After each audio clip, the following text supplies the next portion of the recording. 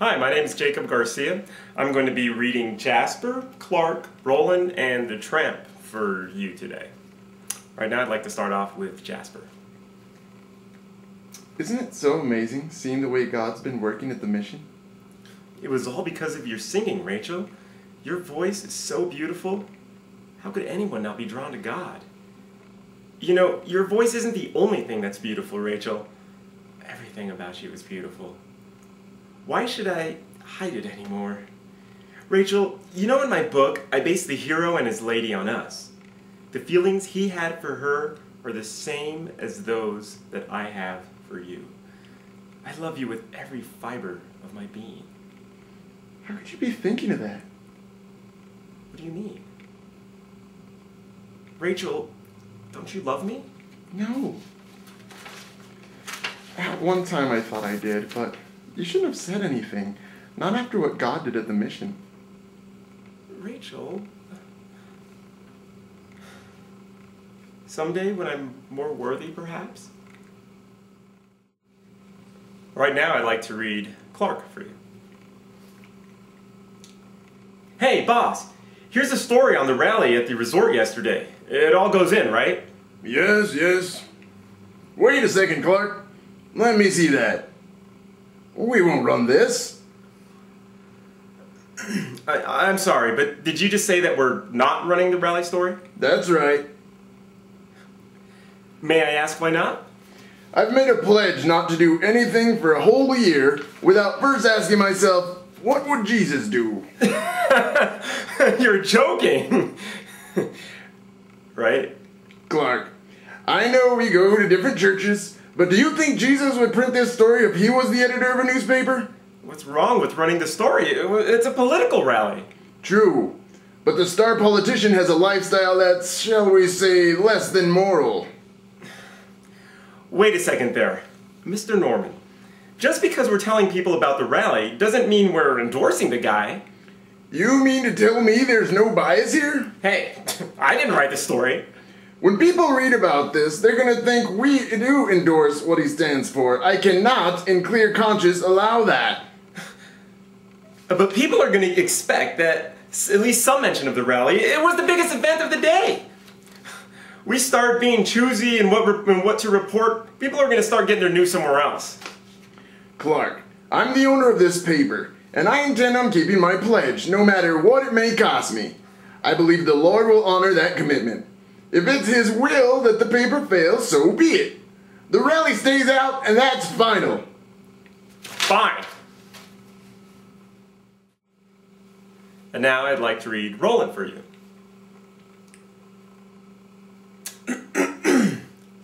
Sorry to disturb your thoughts, Rachel, but I thought you wouldn't mind if I walked you home. I didn't notice you were there.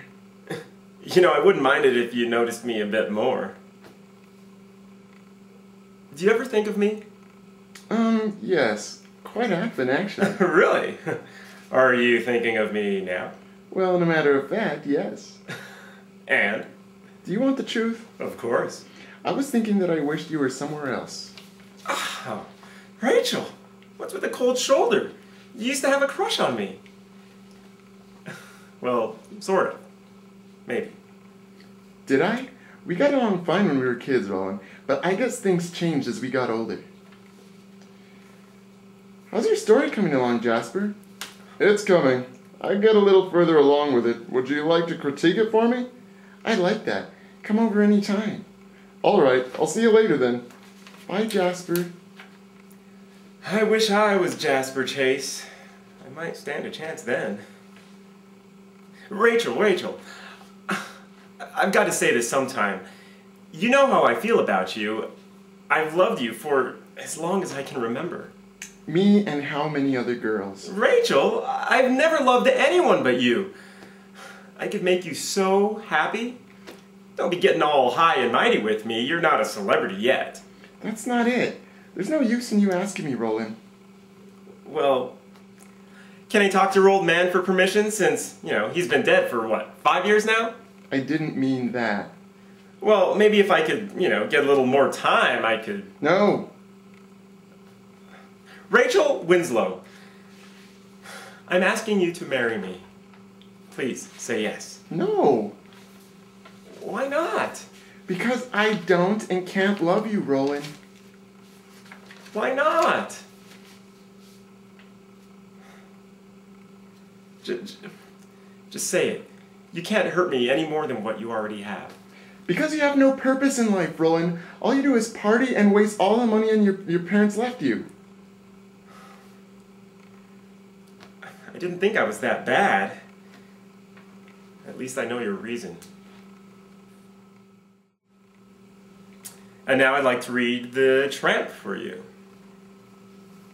And so, if we are truly to be called followers of Christ, we must answer his call of follow me and go with him all the way.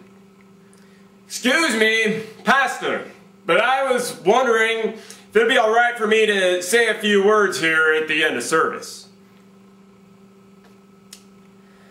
Well, I'm not drunk or crazy or nothing. I just wanted to say a few things and ask you folks a few questions. If it is all right, that is. Thanks, Pastor. I won't take long. You see, I lost my job and just about everything else I owned 10 months ago or so. Since then, I've been walking from city to city looking for a job. I got here 3 or 4 days, and the whole time the only kind word I got was from your pastor, who he told me that he was sorry that he couldn't get me a job. Now don't get me wrong, I'm not complaining or judging or nothing, just stating facts. Since then, I've been wondering what you Christians mean by following Jesus. What do you mean when you sing, I'll go with him all the way? Do you mean you're suffering and giving stuff like Jesus would? I heard that there's a whole bunch of us in this city just like me, or even worse off. Do you mean you're helping out people like them? Now I ain't asking you to find jobs for me or all these other people. I just get confused, you know, seeing all these Christians living in mansions and driving fancy cars and wearing Rolexes, and then on Sunday morning singing, Jesus, I my cross have taken, all to leave and follow thee. What do you mean by that? There's a lot of bad stuff going on in this world, and that could be fixed if people who sing songs like that went out and lived them. Maybe I just don't understand, but what would Jesus do?